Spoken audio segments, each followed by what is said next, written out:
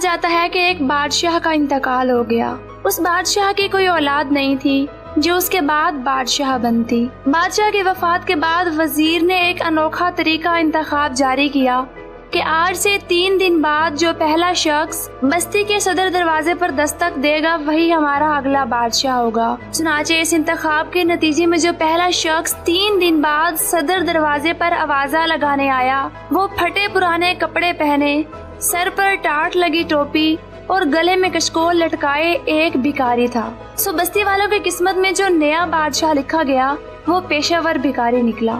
صدر دروازے پر دستک دے کر بھکاری سے بادشاہ بننے والے کی وزیروں اور مشیروں نے تاج پوشی کی۔ اس کے بعد پھٹے پرانے ٹاٹ لگے کپڑوں کی جگہ شاہانہ لباس پہنایا، چیتھڑوں سے بنی ٹوپی ہٹا کر سر پر تاج اور سوراخ بھرے جوتوں کی جگہ شاہی موزے پہنائے اور بادشاہ کو سونے چاندی کی دوہری اور سچے موتیوں کی مالا پہنائی۔ یوں بھکاری بادشاہ کے دن و رات آرام و چین سے گزرنے لگے، مگر دنیا میں وہ سکون کہاں جو قبر میں ملتا ہے۔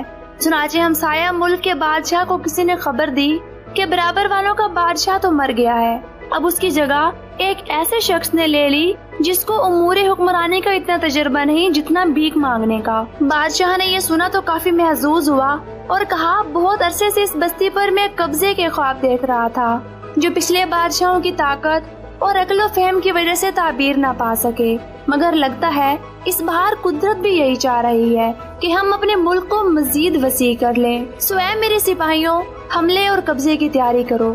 بستی کے مخبروں کو جب طاقتور ملک سے یہ خوفناک اطلاعات موصول ہوئی تو بھاگم بھاگ بادشاہ کے دربار میں پہنچے، جہاں بھکاری بادشاہ سلامت انگور کھلانے اور پکے راگ سنانے والوں کے درمیان موجود تھے۔ مخبر نے درخواست کی جسے عالم پناہ نے رد کر کے سر عام مخبری کا حکم دیا۔ مخبر نے ڈرتے ڈرتے کہا جان کی امان پاؤں تو کچھ عرض کروں کہ ہمسایہ ملک کے بادشاہ اپنی افواج کو حملے کے لیے تیار کر رہے ہیں۔ یہ سن کر بادشاہ سلامت کچھ لمحے کے لیے پریشان ہوئے اور پھر بولے کرتے ہیں کچھ، گھبراؤ نہیں۔ دربار میں اس جملے سے کافی اطمینان چھا گیا۔ 2 دن گزر گئے اور دشمن کی فوج ملک کی سرحدوں سے آگے بھکاری بادشاہ کے ملک تک پہنچ گئی۔ مخبر تو مخبر، فصیلوں پر کھڑے پہرہ داروں نے بھی دشمن کی عظیم الشان لشکر کی پیش قدمی کو دیکھ لیا اور سب دربار کی طرف دوڑ لگانے لگے، جہاں بادشاہ سلامت دوپہر کے کھانے کے بعد کھلولا فرما رہے تھے۔ کنیزوں نے بادشاہ کو جگایا اور کہا عالم پناہ ذرا باہر کی خبر لیں، دشمن تو سرحدوں تک پہنچ گیا ہے۔ بادشاہ سلامت ہڑبڑا کر اٹھے، دشمن افواج کی پیش قدمی کی خبریں سنی اور بولے ٹھیک ہے، سمجھ گیا، کرتے ہیں کچھ۔ عوام میں جو خوف دشمن افواج کے بوٹوں کی دھمک سے پھیل گیا تھا قدرے کم ہوا۔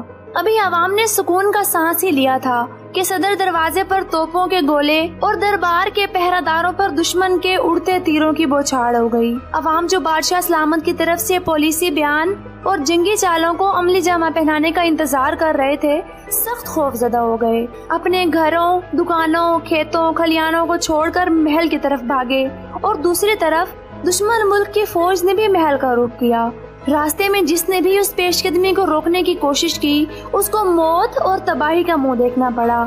یہ حالت زار بستی کی فوج کے سپہ سالار اور امور مملکت چلانے والے وزراء اور مشیروں کے ذریعے شہنشاہ تک پہنچی تو وہ سمجھ گیا کہ اب پانی سر سے کافی اونچا ہو چکا ہے اور زیادہ دیر تک ناک منہ بند کر کے اس پانی میں رہنا موت کو دعوت دینے کے برابر ہے۔ ایک طرف عوام کے غیظ و غضب سے بھرے نعرے محل کے در و دیوار کو ہلا رہے تھے تو دوسری طرف دشمن کی توپیں زمین کو لرزا رہی تھیں۔ ایسے میں بھکاری بادشاہ نے بھرے دربار میں اعلان کیا میں نے فیصلہ کر لیا ہے۔ تمام درباری منتظر تھے کہ بادشاہ اپنا فیصلہ سنائے جس پر عمل درآمد کر کے ملک اور عوام کو دشمن کی چیرہ دستیوں سے بچایا جا سکے۔ کیا دیکھتے ہیں کہ عالم پناہ نے اپنی خوابگاہ کی طرف دوڑ لگا دی اور کچھ دیر بعد خوابگاہ سے ضلع الہی کی جگہ ایک پھٹے پرانے کپڑوں، ٹوٹی جوتی اور کشکول گلے میں ڈالے بھکاری نمودار ہوا۔ گلا صاف کر کے بولا بھائیوں، یہ حکومت وغیرہ تو میرے بس کی بات نہیں، ہاں اگر کبھی بھیک وغیرہ مانگنی ہو تو خاکسار کو ضرور یاد کر لینا۔ آپ کی نوازشات کا شکریہ، میرا تو اس مملکت میں کچھ لینا دینا ہی نہیں، جو کشکول اور ٹاٹ پہن کر آیا تھا وہی پہن کر جا رہا ہوں، اب آپ جانے اور آپ کی بستی۔ یہ کہہ کر وہ بھکاری بادشاہ تو وہاں سے چلا گیا مگر اس ملک کو کنگال کر گیا۔ اگر وہ کوئی حکمت عملی ترتیب دیتا اور مخبر کی باتوں کو ہلکا لینے کے بجائے اپنے ملک کی حفاظت اور ترقی پر دھیان دیتا تو ریاست کے ساتھ ساتھ اس کی بادشاہت بھی قائم رہتی۔ دیکھا جائے تو ہم میں سے کچھ لوگوں کا حال بھی اسی بادشاہ کے جیسا ہی ہوتا ہے، جب ہم حالات کو نظر انداز کر کے مستقبل کے لیے تیاری نہیں کرتے اور آج کے دن کرنے کے کاموں کو بعد کے لیے ٹال دیتے ہیں۔ تاریخ گواہ ہے، آج تک جس نے بھی وقت کی نزاکت اور اہمیت کو سمجھا وہ کامیاب ہوا، اور جس نے نظر انداز کیا ناکامی اس کا